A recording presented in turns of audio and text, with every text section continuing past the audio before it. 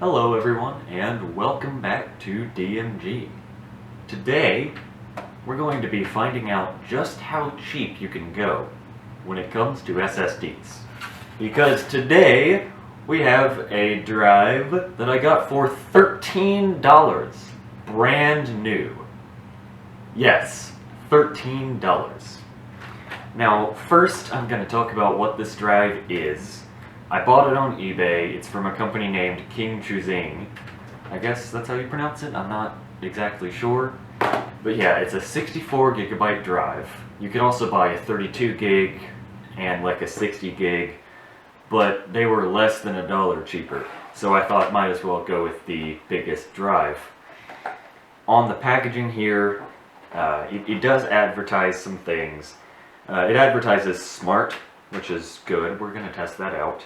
AHCI and trim. Okay, good. We're also going to test out those things. Let's see. A lot of the back is in Chinese, but from what I can read, 2.5 inch, regular SSD size. It has the dimensions, which is the regular SSD size. Looks like the temperature range. It has two temperature ranges. I guess the first is operational and the second is like storage. So I guess operational temperature is 0 Celsius to 70 Celsius, which is, that's a normal range for an SSD. And looks like the non-operational, your drive is in storage range is -40 to 85 Celsius. Looks like it can take 1500 Gs of shock, and the MTBG is 1 million hours. So, yeah. So far this is sounding like a good drive, but does it look like a good drive? Let's open it up. I haven't seen this drive yet. I just opened the box to make sure it was to make sure there was actually something in there and I didn't get scammed. Let's pull this drive out. Alright.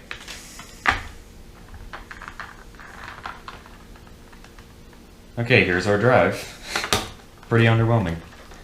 We get some screws and nothing else in the box. Okay, so screws look pretty quality.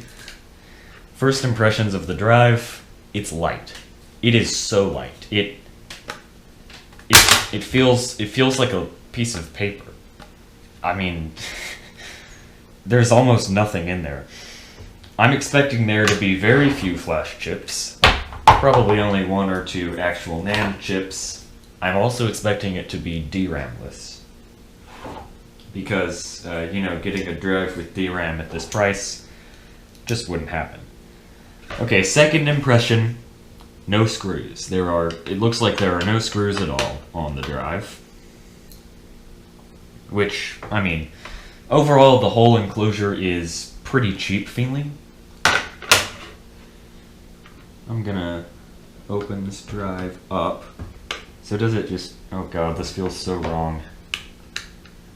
But it feels like it should just... Okay, I'm gonna use a smaller bit, because it feels like I'm doing something bad to the drive. It feels like it should just pop open. Come on.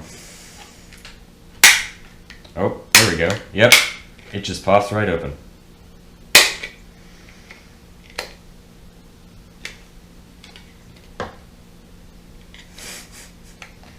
Come on.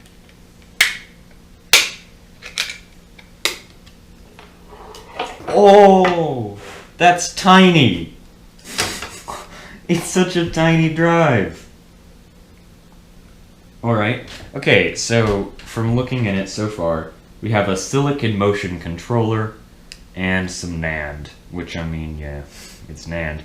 And no chips on the back except for power delivery, and yeah, a bit more power delivery on the front. There's a model number on the board, 58XT4B152. Let's see.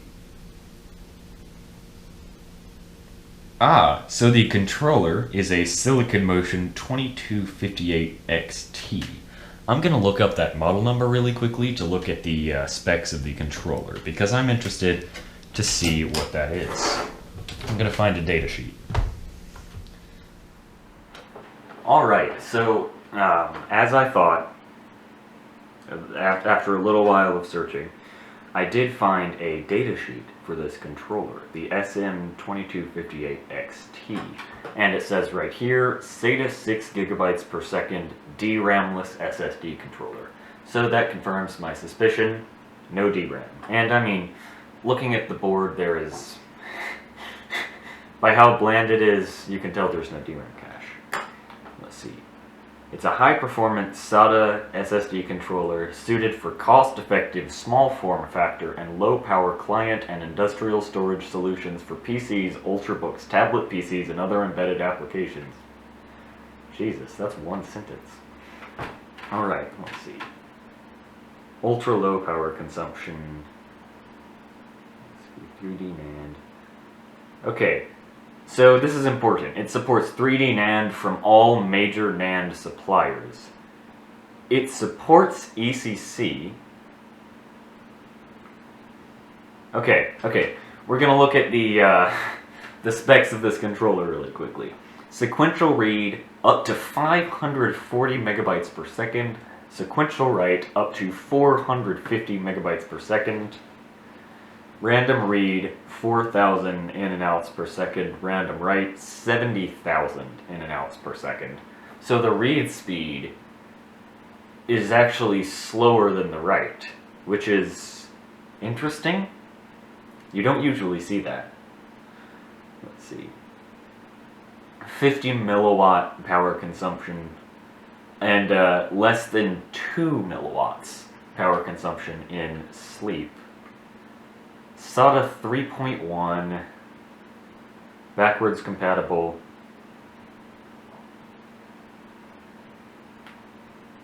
Alright. So we've looked at the controller. Now let's look at the NAND. So far the controller is looking promising, but I don't think the NAND will live up to the, like 500 megabytes a second the controller can handle? Okay. There is a tiny bit of marking on the NAND. It reads WS9T23A10. I'm going to type that in really quickly to see if I find anything. Okay, I've looked for almost half an hour online, and I cannot find a single thing about this NAND. Like I've asked on forums, no one knows. The only thing that comes up for me is this Micron datasheet.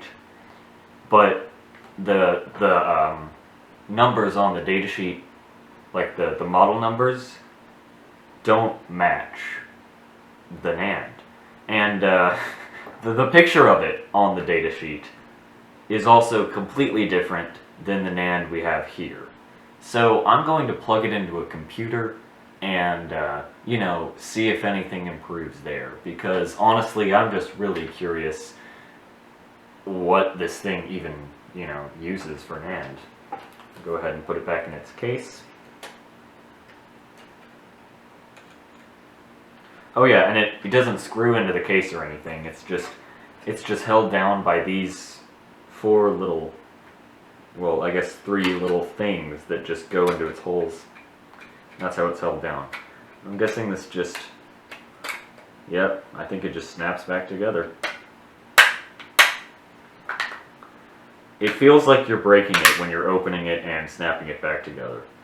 It really feels like you're breaking it. But, you know.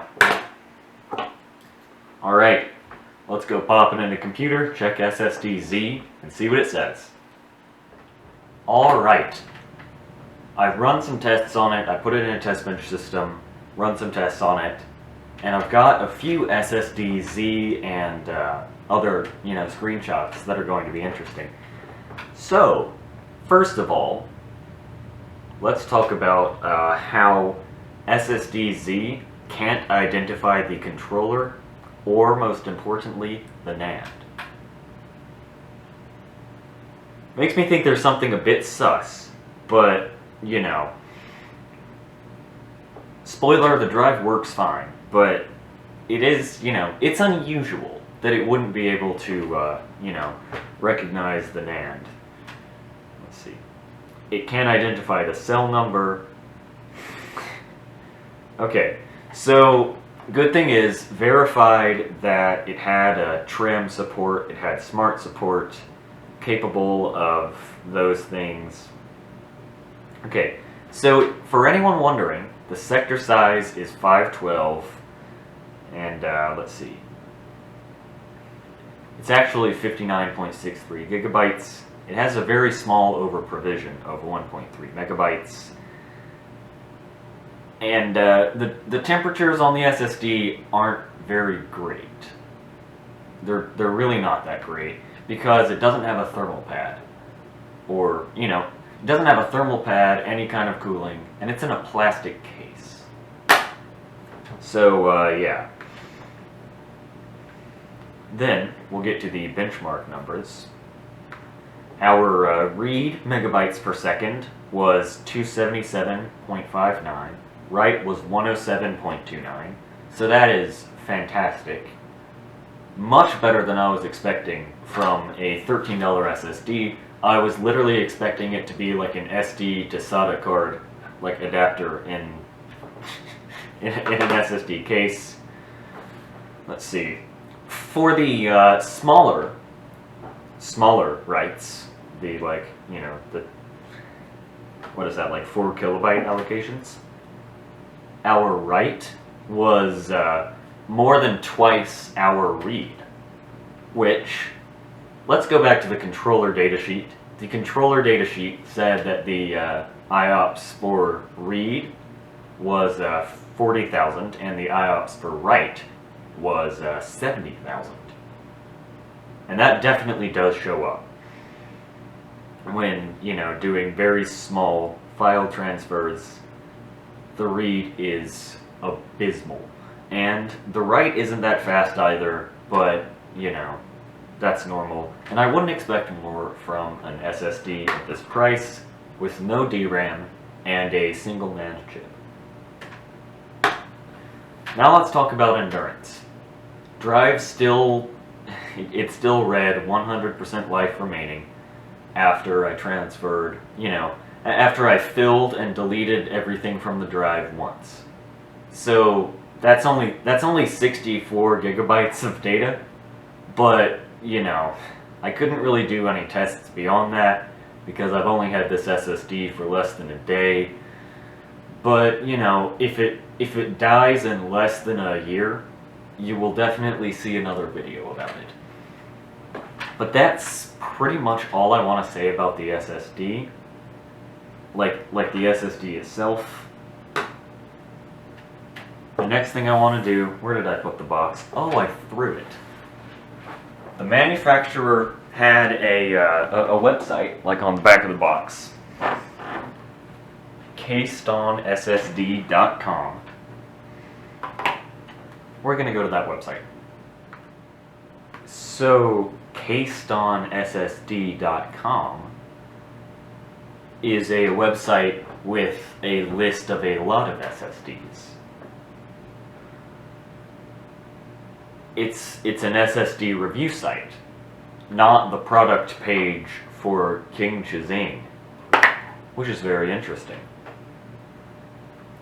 Is the Kingchuxing SSD even on here? It is. Let's see if I can find specifically the 64 gig. No, they don't even have the 64 gig drive on this site. But there's a very similar looking 128 gig model. It's good. We can look at the... Okay. So the... That's very interesting. So the 128 gig SSD is a lot better performing. 500 megabytes per second read and write, but apparently the 128 gig drive is loads faster. It's like more than twice as fast. That's very interesting. Next, we're going to go to Kingchuxing's AliExpress store.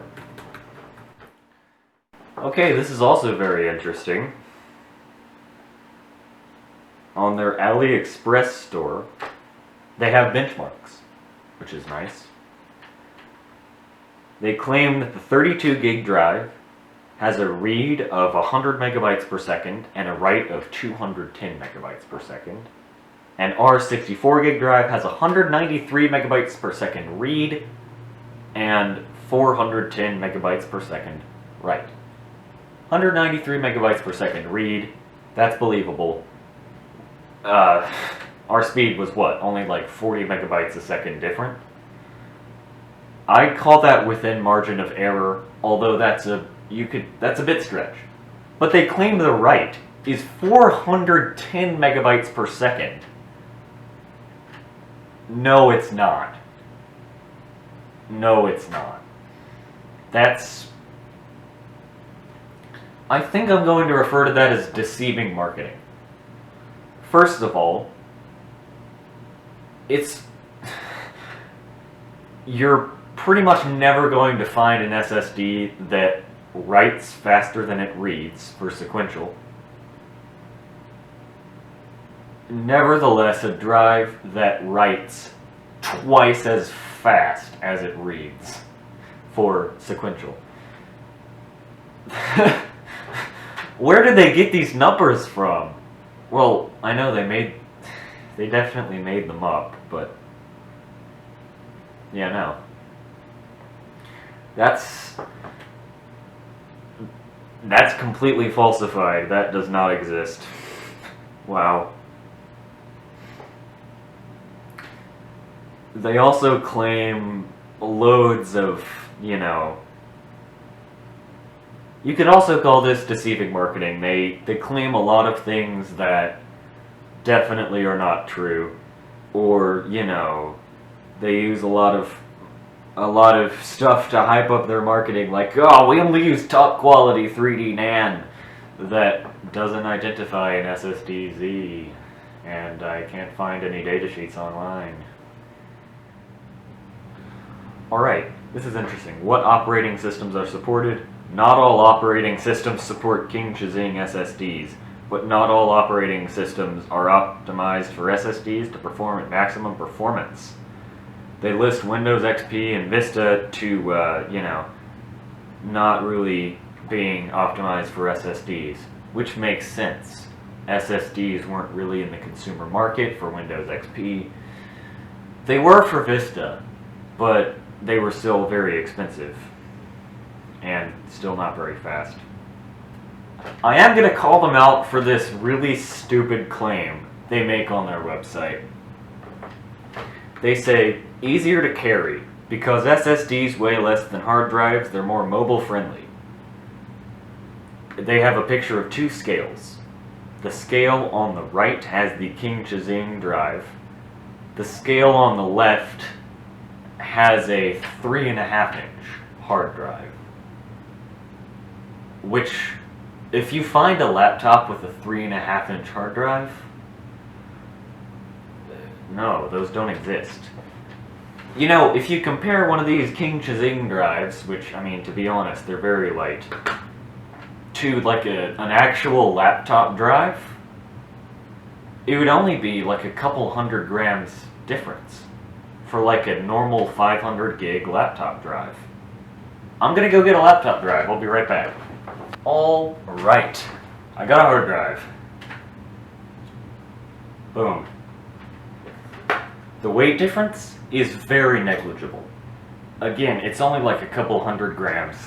I will address the elephant in the room. This is an old drive. It's from a Windows 98 machine that I've been restoring. It's a 4327 megabyte drive, but it has two platters. A two-platter drive versus an SSD, that's the comparison they should be making. Not a, this looks like a, okay, they blacked out the name so they wouldn't get like a copyright thing, but that's a Seagate Barracuda. That's a NAS drive. That is probably like a 4 or 5 platter, 3.5-inch drive. versus this tiny little 2.5-inch drive. That is a completely unsustainable. Again, they compare the same Seagate Barracuda to their drive.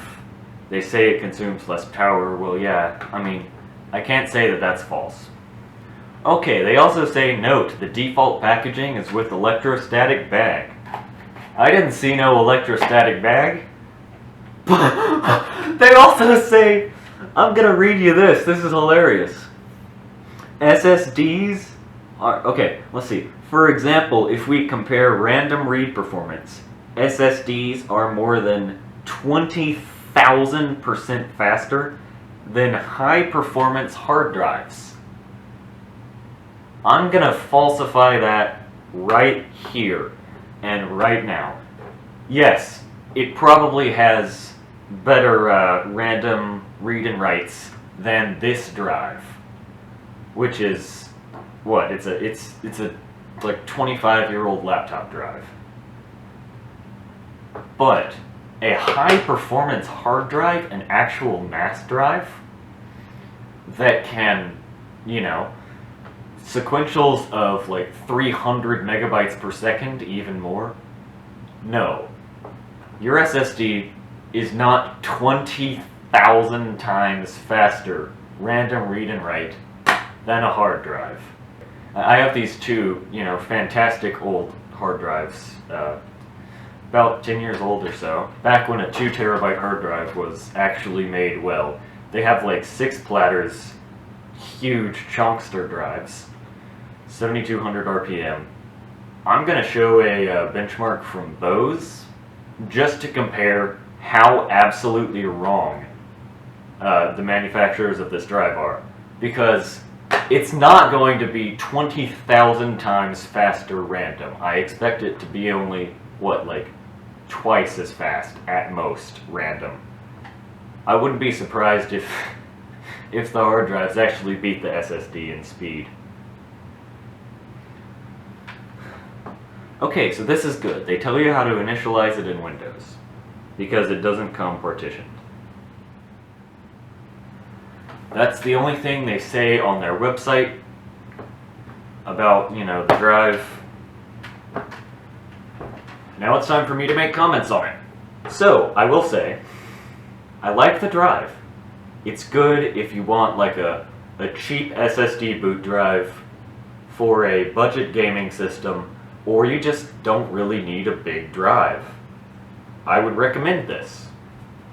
However, be careful with the marketing.